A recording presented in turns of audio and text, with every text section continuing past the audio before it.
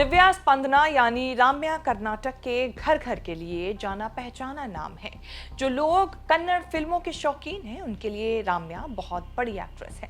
Kannada film industry को sandalwood कहा जाता है। दिव्या स्पंदना उर्फ राम्या का सक्सेस रेट इतना अच्छा रहा कि उन्हें सैंडलवुड की गोल्डन गर्ल पुकारा जाने लगा।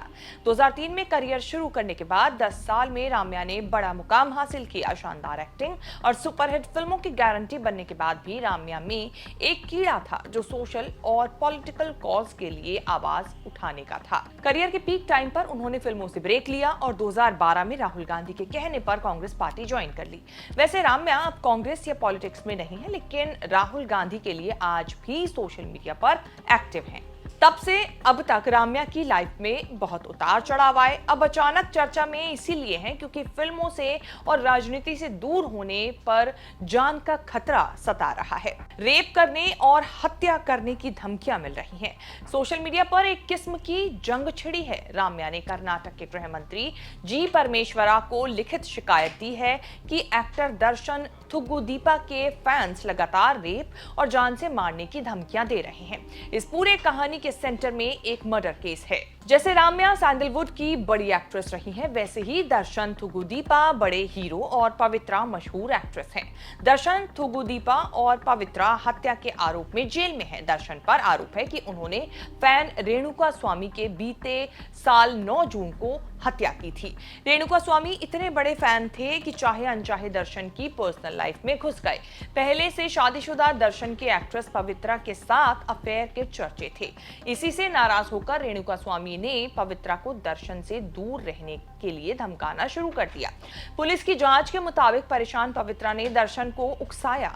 दर्शन ने रेणुका स्वामी को किडनैप कराकर मार डाला। इस केस में राम्या की एंट्री इसी से हुई कि उन्होंने रेणुका स्वामी को इंसाफ दिलाने के लिए आवाज उठाई। तब से राम्या को दर्शन के फैन से धमकियां मिल रही हैं। राम्या को ट्रोलिंग झेलने की आदत है, लेकिन अब इतना ज्यादा हो गया कि वो चुप नहीं रह सकी। उन्होंने जब फिल्मों से राजनीति में जगह बनाई तब उनके पास सोशल मीडिया हैंडल का ही काम था। तब उन्हें राहुल गांधी के लिए ट्रोल आर्मी के खिलाफ जंग लड़नी पड़ती थी, लेकिन अब अकेले खुद के लिए जंग लड़नी पड़ रही है। 2009 में जब दूसरी बार यूपीए की सरकार बनी तब राहुल गांधी कांग्रेस के लिए यंग और यूथ फेसेस की तलाश में थे। इसी तलाश ने राम्या को राहुल गांधी तक पहुंचाया। नेम, फेम और पॉलिटिकल विजन ने पार्टी में बहुत जल्दी बड़े मुकाम पर पहुंचा दिया। 2013 में कर्नाटक की मंड्या लोकसभा सीट पर उपचुनाव हुआ तो राहुल ने टिकट देकर चुनाव लड़ा दिया। राम्या जीत भी गई, हालांकि उसके बाद उनके लिए चुनावी राजनीति को आगे ले जाना मुमकिन नहीं हुआ। 2014 का चुनाव हार गई, लेकिन उन्होंने पॉलिटिक्स को गुड बाय नहीं किया। कांग्रेस संगठन में जी जान से जुटी रही। 2014 के बाद कांग्रेस और राहुल गांधी के लिए बड़ा खराब दौर शुरू हुआ, लेकिन राम्या पार्टी के सच्चे सिपाही की तरह डटी रही। उसी दौर में सोशल मीडिया पर राहुल गांधी की इमेज खराब करने के लिए बीजेपी के आईटी सेल का आक्रमण तेज हुआ। तब राम्या को दीपिंदर हुड्डा की जगह कांग्रेस की national digital social media head की जिम्मेदारी सौंपी गई। राम्या कांग्रेस की फेस और राहुल गांधी की वॉइस बनती गई। बीजेपी पर उसी के अंदाज में पलटवार करना शुरू किया। राम्या को क्रेडिट दिया जाने लगा कि उन्होंने सोशल मीडिया पर राहुल और कांग्रेस को नए सिरे से एस्टैब्लिश किया। कांग्रेस के सोशल मीडिया हैंडल को प्रोफेशनली चलाना शुरू किया, जिसके लिए मार्केटिंग, एडवर्टाइजमेंट, डेटा रिसर्च के लोग हायर किए गए। हालांकि 2019 के चुनाव में कोई फर्क नहीं पड़ा। राहुल गांधी नुकसान में रहे। चीजें तब बदलनी शुरू हुई जब 2022 में भारत जोड़ो यात्रा शुरू हुई। तब तक राम्या के लिए कांग्रेस में चीजें खराब होने लगी थी। राहुल गांधी के मना करने के बाद भी 2018 में सोशल मीडिया हेड का पद छोड़ दिया। राम्या स्क्रीन से और राहुल की एक्टिव टीम से दोनों से दूर होती चली गई। 2021 में उन्होंने कांग्रेस भी छोड़ दी, राजनीति से भी तौबा कर ली। फिल्मों से तो दूरी उन्होंने 2014 से बना ली थी। करीब 10 साल में उन्होंने सिर्फ 2 फिल्में की। एक में कैमियो किया, अब फिल्म प्रोडक्शन भी करती हैं। जब इतना बड़ा फैसला लेते समय उन्होंने ना तो कांग्रेस के लिए कोई कड़वाहट दिखाई, ना ही राहुल के लिए, बल्कि राहुल की तारीफ करते नहीं थकती।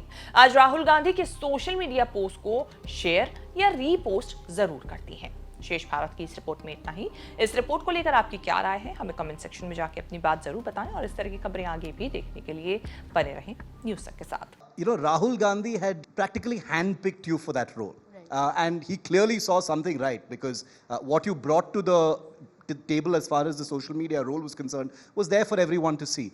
Are you saying that despite the fact that Rahul Gandhi's proverbial hand was behind you or on your head, there were still people who were trying to pull you down, interrupt your work? All the more, right? Yeah. The minute they see that there's someone who has that proximity to him or who's able to sort of influence things, there will be, more people who'd want to bring you down. Yeah, and I wish I didn't have that, and things would have probably been easier. Nobody would have taken me seriously and just say, "Acha chalo, she's just doing something." But yeah, but I must thank him because. When he asked me to do social media, I was like, really, like me? And he's like, no, I'm sure you can do it, and I know you will do it. So actually, he had more faith in me than I had. And some of the, most viral things that we did were all ideas that he gave. Yeah. Yeah. कालांतर में बहुत सारे मुद्दों पर बहसें हुई हैं, बहुत सारे मुद्दों को विपक्ष ने उठाया है, लेकिन ब्रांड मोदी जो है वो ब्रांड मोदी है। उसके वजन में, उसकी लोकप्रियता में कोई कमी नहीं आती है। देखिए नीरज, युद्ध और युद्ध के समय जो भाषा का इस्तेमाल है वो बहुत इंपॉर्टेंट रोल प्ले करता है। अगर आप युद्धोन्माद को यहां पहुंचा देंगे और आपकी अगर टारगेट अचीवमेंट यहां होगा तो ये जो गैप है ये आपका लोकप्रिय बनाएगा।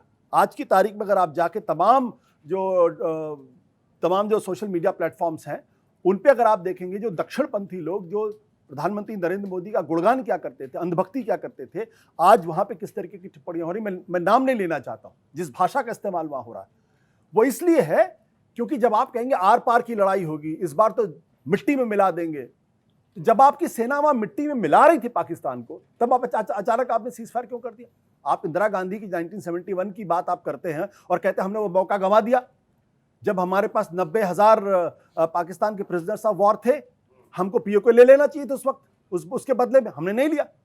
आपने जब उनके 9 एयरफील्ड्स को डिस्ट्रॉय कर दिया और आप अंदर घुस रहे थे, तो पाकिस्तान के साथ सीजफायर की शर्तें होनी चाहिए। मुझे लश्कर तैयबा का चीफ चाहिए, मुझे जैश मोहम्मद का चीफ चाहिए और मुझे इन राइटिंग गारंटी चाहिए कि आइंदा कभी आप इस तरीके की हरकत नहीं करेंगे और पीओके लेना चाहिए।